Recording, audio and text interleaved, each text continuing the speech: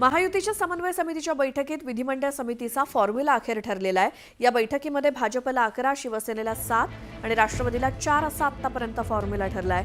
तर उर्वरित 7 समितींबाबत निर्णय अजूनही बाकी आहे। इतर अपक्षांसाठी या जागा ठेवल्याची माहिती सूत्रांनी दिली आहे। तर मंत्रिपद हुकलेल्या भाजप आमदारांचं समितीच्या मार्फत राजकीय पुनर्वसन केलं जाणार आहे। सोबतच ज्येष्ठतेनुसार समित्यांचं वाटप केलं जाईल आणि राज्यातील महत्त्वाच्या महामंडळांबाबतही या बैठकीत चर्चा झाली असून काही महामंडळांवरनं अजूनही रस्सीखेच सुरू आहे। त्यासाठी पुन्हा एकदा महायुतीच्या समन्वय समितीची बैठक होणार असून त्यात अंतिम महामंडळाची यादी ठरेल।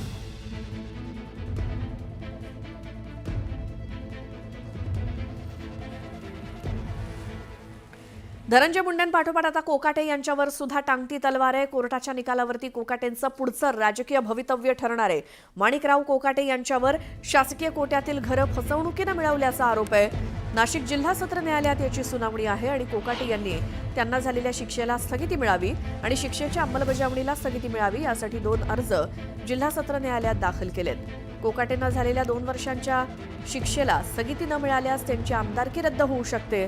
त्यामुळे ते मंत्रिपदावर सुद्धा राहण्यासाठी पात्र ठरणार नाहीत। त्यामुळे आजचा निकाल काय येतो हे बघावं लागणार आहे। माणिकराव कोकाटे यांच्या राजीनाम्याची मागणी विरोधकांनी लावून धरली आहे। धनंजय मुंडेंचा राजीनामा झाल्यानंतर आज विरोधक न्यायालयाच्या निकालानंतर पुन्हा आक्रमक दिसू शकतात।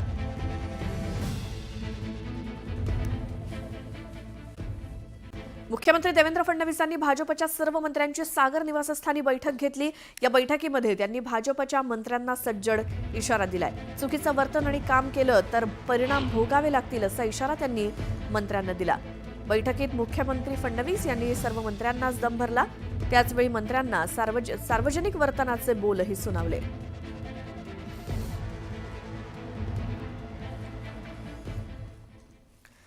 आता पुढची बातमी बघूयात ती म्हणजे कोकणामध्ये शिवसेना उद्धव बाळासाहेब ठाकरे पक्षाला एक मोठा धक्का बसलाय। कारण रत्नागिरी जिल्ह्यातील दापोली नगरपंचायतीच्या नगराध्यक्षांवरती शिंदेंच्या शिवसेनेनं अविश्वास ठराव दाखल केला।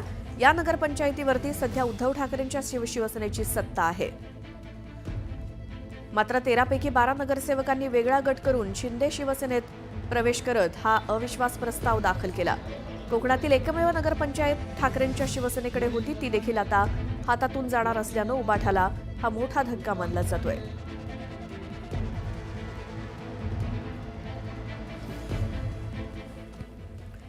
संतोष देशमुख यांच्या हत्येच्या निषेधार्थ जालना जिल्ह्यातील काही गावांमध्ये बंद पुकारण्यात आलाय। जिल्ह्यातील जाफराबाद, राजूर, रामनगर सोबतच अनेक गावांमध्ये बंद आहे। तर जालना ते परभणी महामार्गावरील रामनगर इथे सकल मराठा समाजाच्या वतीनं रास्ता रोको आंदोलन करण्यात येणार आहे। संतोष देशमुख यांच्या हत्येचे फोटो व्हायरल झाल्यानंतर मराठा समाजात आक्रमक झालाय। धाराशिव जिल्ह्यात सुद्धा बंदची हाक देण्यात आली आहे।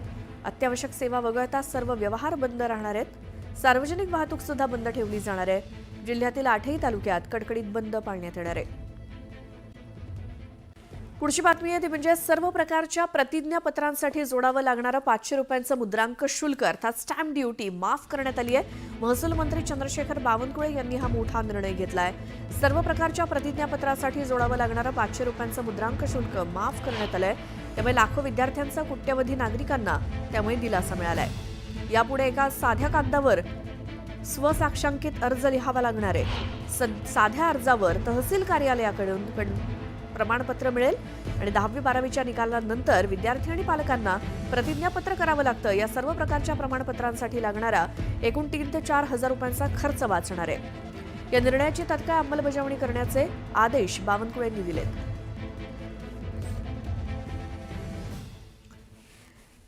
हसन मुश्रीफ यांनी वाशिमचं पालकमंत्रीपद सोडलंय कारण वाशिम जिल्ह्याला त्यामुळे आता नवा पालकमंत्री मिळणार आहे। याचं कारण म्हणजे कोल्हापूर, मुंबई आणि वाशिम असा प्रवास करणं शक्य नसल्याचं मुश्रीफांचं म्हणणं आहे। त्यामुळे हसन मुश्रीफ यांना कोल्हापुरातनं थेट वाशिम जिल्ह्याची जबाबदारी जी देण्यात आलेली होती। 26 जानेवारी निमित्तानं ध्वजारोहण कार्यक्रमासाठी मुश्रीफ वाशिमला पोहोचले।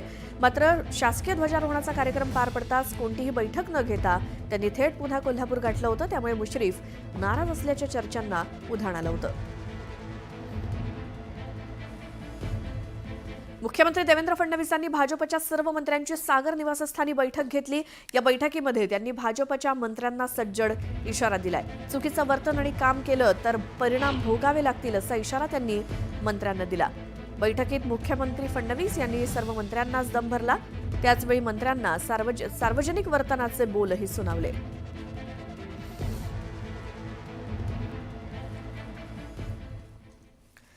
आता पुढची बातमी बघूयात, ती म्हणजे कोकणामध्ये शिवसेना उद्धव बाळासाहेब ठाकरे पक्षाला एक मोठा धक्का बसलाय.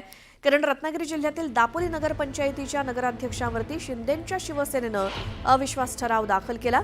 या नगरपंचायतीवरती सध्या उद्धव ठाकरेंच्या शिवसेनेची सत्ता आहे.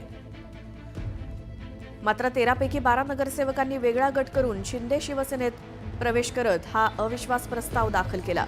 कोकणातील एकमेव नगरपंचायत ठाकरेंच्या शिवसेनेकडे होती, ती देखील आता हातातून जाणार असल्यानं उबाठाला हा मोठा धक्का मानला जातोय.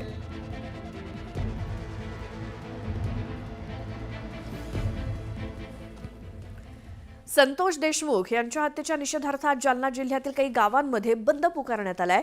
जिल्ह्यातील जाफराबाद, राजूर, रामनगर सोबतच अनेक गावांमध्ये बंद आहे. तर जालना ते परभणी महामार्गावरील रामनगर इथे सकल मराठा समाजाच्या वतीनं रास्ता रोको आंदोलन करण्यात येणार आहे. संतोष देशमुख यांच्या हत्येचे फोटो व्हायरल झाल्यानंतर मराठा समाजात आक्रमक झालाय. धाराशिव जिल्ह्यात सुद्धा बंदची हाक देण्यात आली आहे. अत्यावश्यक सेवा वगळता सर्व व्यवहार बंद राहणार आहेत. सार्वजनिक वाहतूक सुद्धा बंद ठेवली जाणार आहे. जिल्ह्यातील 8ही तालुक्यात कडकडीत बंद पाळण्यात येणार आहे.